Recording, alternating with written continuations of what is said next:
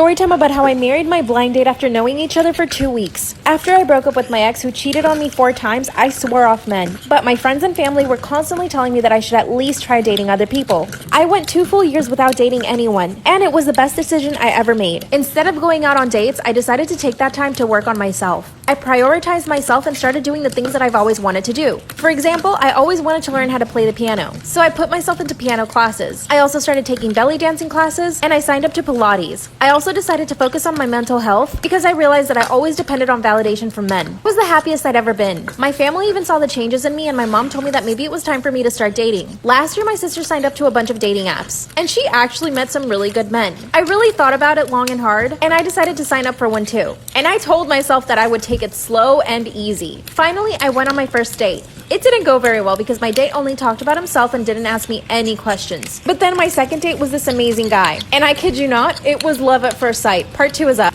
Part 2 of how I married my blind date after knowing each other for only 2 weeks. So I walk into the restaurant and I know what he looks like. He was already sitting at the table, but as soon as we locked eyes, it was instant attraction. But not just attraction, it was love. I honestly don't know how to describe it. It was this feeling I'd never felt before. When I sat down at the table, we instantly connected. We talked about everything, from our childhoods up until that point. We talked about school, friends, even our favorite foods, favorite colors, places we wanted to visit. I'm talking about everything. We even talked about our family problems, which I had never done that with anyone else. We basically ordered the entire menu. And over the next 5 hours, we talked and ate and laughed. You know when there's moments of silence in a conversation, and sometimes it's awkward? There was none of that. We were constantly talking and asking each other questions. The restaurant actually had to tell us to go home. When we said goodbye, he asked me if he could take me to breakfast the next day. And of course, I said yes. As I was driving home, I knew that this was the guy I wanted to marry. For the next week, we hung out almost every single day when we weren't working, and we texted each other day and night. He would send me paragraphs. By the end of the week, he asked me if he could meet my parents. We had a wonderful dinner and my parents loved him. He put so much effort into talking to them and even brought them gifts. The following day, I met his family, and they loved me too. The following Monday, he asked me to move in with him, and I said yes. Part 3 is up.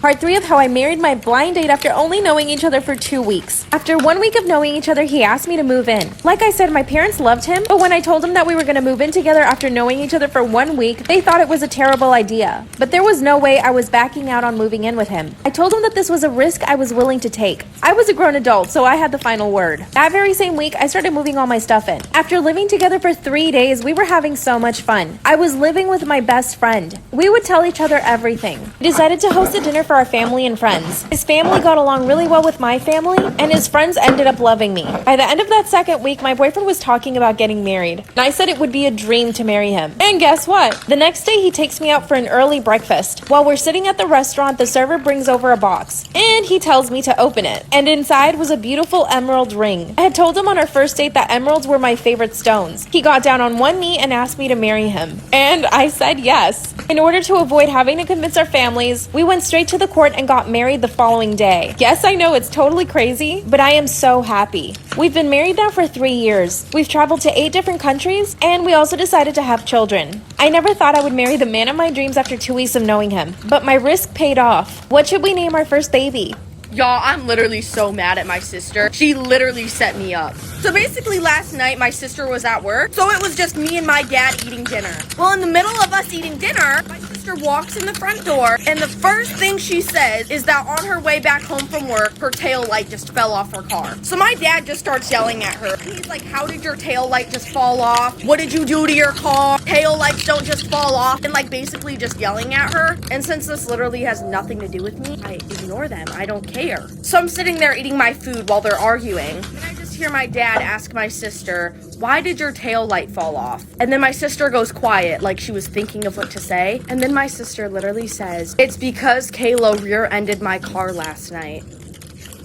That is literally not true. I have never in my life hit her car, let alone rear end her hard enough for her tail light to fall off. So immediately I start to stand up for myself because that is a bold-faced lie. So then all of a sudden, me, my dad, and my sister are all sitting there arguing. And then my dad is just like, you know what, Kayla? You're gonna have to buy your sister a new tail light since you rear-ended her.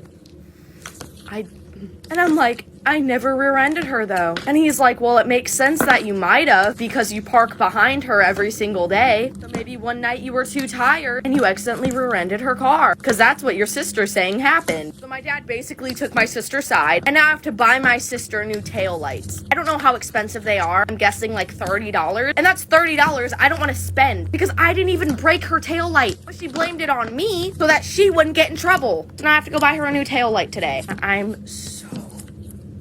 Because now my dad's really mad at me. He's probably gonna yell at me more when I get home. I wouldn't be surprised if he took my car away. On top of having to once again buy her taillight. Hesh? Story time about how somebody stole my $12,000 dog at a house party. So a little background information, I was 17 and a junior in high school, and I decided to throw a party at my house before winter break. So usually whenever I threw parties, I would always have everybody in the basement because I had a pretty big basement. There was a sliding glass door to the outside, so nobody had to go upstairs to get in or get out. And I would always lock the door to the upstairs just in case anybody decided to wander up the stairs. And because I didn't think anybody would get in upstairs, I let my dogs run around the house. So everybody who I invited showed up, and I guess that my address got leaked because a bunch of random people started showing up at my house. And it's not like I didn't have neighbors. No, I lived in a very tight cul-de-sac.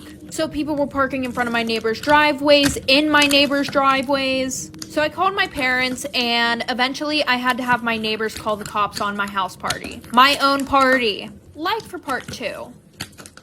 Part 2 about how somebody stole my $12,000 dog at my house party. So like I said, I had to call my parents and they got the cops called on the house so that way I could get everybody that I did not know out of the freaking house. Thankfully, my friends and I hadn't started drinking yet because literally 5 minutes after my friends showed up, random people started showing up in big groups. So after everybody clears out, I go to walk upstairs and I have my keys in my hand ready to unlock the door. The door was literally busted open. Like somebody had to have kicked the doorknob because the frame was cracked, the door was cracked, it was bad. So I'm freaking out. I wasn't even thinking about my dog at the time until my friend Kirsten asked to see my new puppy because Kirsten had just got home from college and she had only ever seen the dog over FaceTime. So we're searching all over the house and we cannot find my fucking dog. Well, when my parents got home that night, they pretty much grounded me for life. But then I want to say a month later, my friend Jake, who was there that night, called me freaking the fuck out. Like for part 3.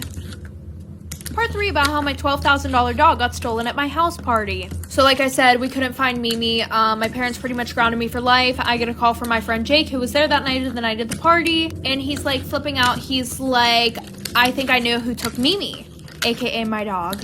So I'm like freaking out. I go into the kitchen, I put him on speakerphone so that way my parents can hear. And he was like, well, my girlfriend Avery has this one girl who was at the party that night on Snapchat. And I was like, okay, and what the fuck about it? And he was like, well, the one night we were laying in bed together and she was going through people's Snapchat stories and then she got onto this girl's private story. And I told her, that's my friend's dog, the one that got stolen. So then we looked her up on Instagram, we went on her Visco, and she has a crap ton of pictures of your dog on her Visco. So somehow his girlfriend Avery finds this girl's address. My parents were like, oh, we want to call the police. Somehow I talked them out of doing that. Long story short, I went to her house, I got my dog back after telling her parents about it. But when I was leaving, I ran over her.